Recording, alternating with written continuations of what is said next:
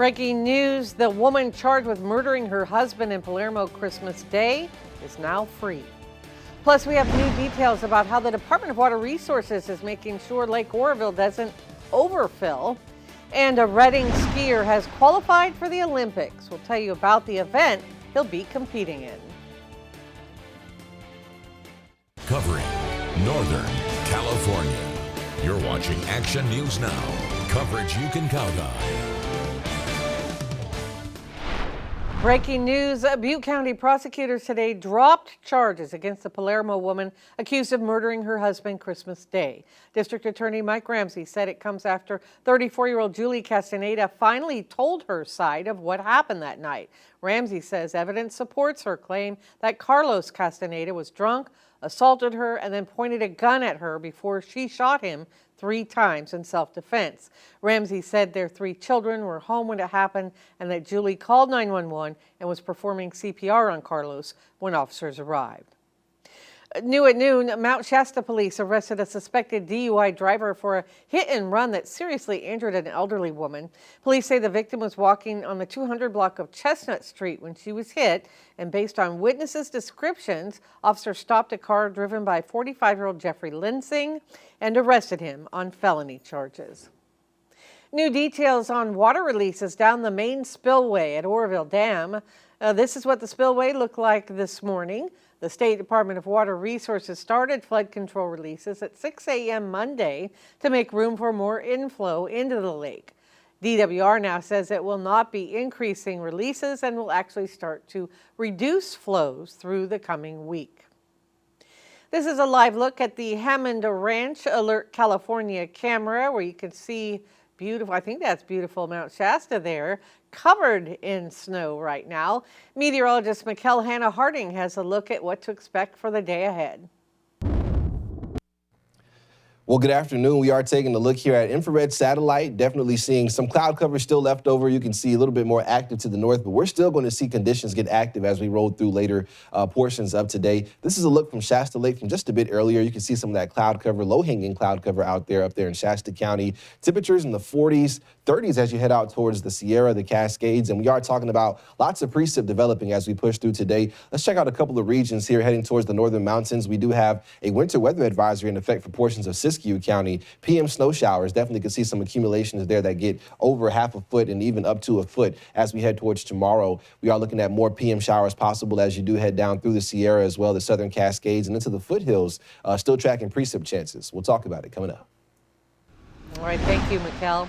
New at noon, more flags are flying at half-staff today in memory of Northern California Congressman Doug LaMalfa after his unexpected death at age 65. This is outside Fire Station 4 on Notre Dame Boulevard in Chico.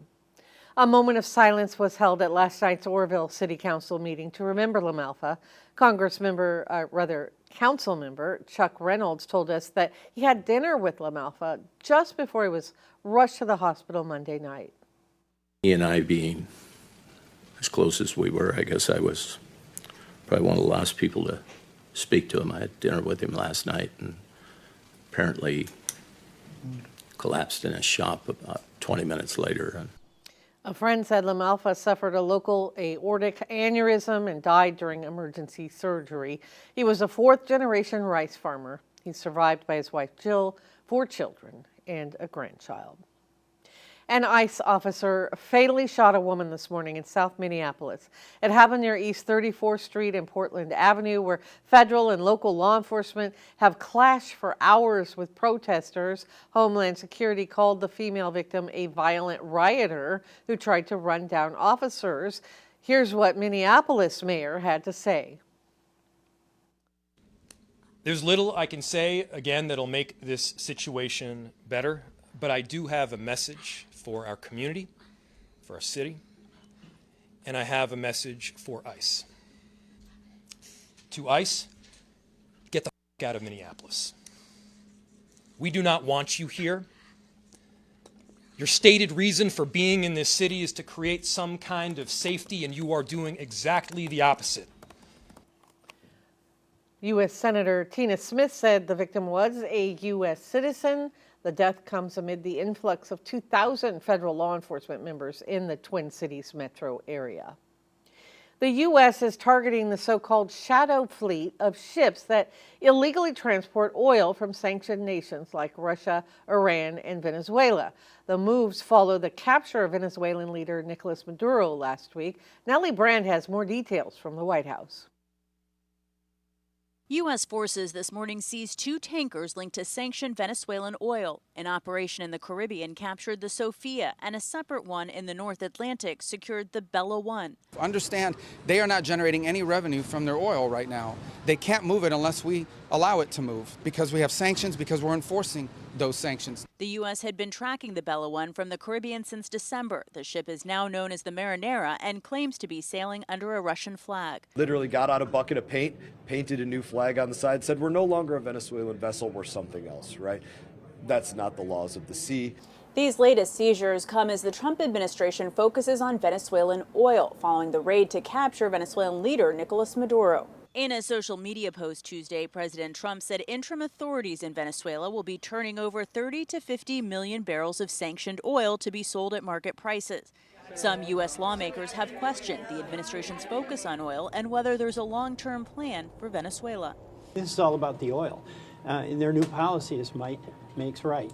If we want it, we'll get it, and we'll use our military to accomplish that. Trump administration officials are briefing all lawmakers on the Venezuela raid today and also facing new questions about claims the U.S. wants to take over Greenland. There is still so many unanswered questions. I hope we get some answers today. White House Press Secretary Caroline Leavitt said the president is discussing a range of options and utilizing the U.S. military is always one of them. The U.S. always has military options for everything. I think it's a general statement. I think with Greenland, it's very clear that we are working on through diplomatic channels. Sources tell CBS News that Secretary of State Marco Rubio, during an earlier congressional briefing, said President Trump would buy Greenland, not take it by force. Natalie Brand, CBS News, the White House. Greenland has its own parliament, but is a Danish territory. Secretary Rubio says he'll meet with the foreign ministers for Denmark and Greenland next week in Washington, D.C. Today marks 1 year since the start of the Palisades fire that killed 12 people in Los Angeles County. It took 24 days for the fire to be fully contained. More than 6,800 buildings were destroyed. 970 were damaged. In October, the investigation into the cause led to the arrest of Jonathan Rinderknecht. He has pleaded not guilty to federal charges, including arson. The Eaton fire started that same day in Pasadena. 31 people were killed in the 2 fires. NBC News reports among the 16,000 buildings destroyed, only 10 homes have been rebuilt. New at noon, a lifelong Reading resident has officially qualified to compete in the 2026 Winter Olympics. They kick off in Cortina d'Ampezzo, Italy, exactly 1 month from today. 19-year-old Troy Chang will represent Taiwan in alpine ski racing. Chang is a graduate of Sugar Bowl Academy in Lake Tahoe. He also trained extensively in Austria, specializing in slalom and giant slalom. Chang has a dual U.S.-Taiwan citizenship and is currently a student at UC San Diego. Free help for veterans will be offered at the upcoming Veterans Stand Down in Glenn County. Some special guests join us next with details.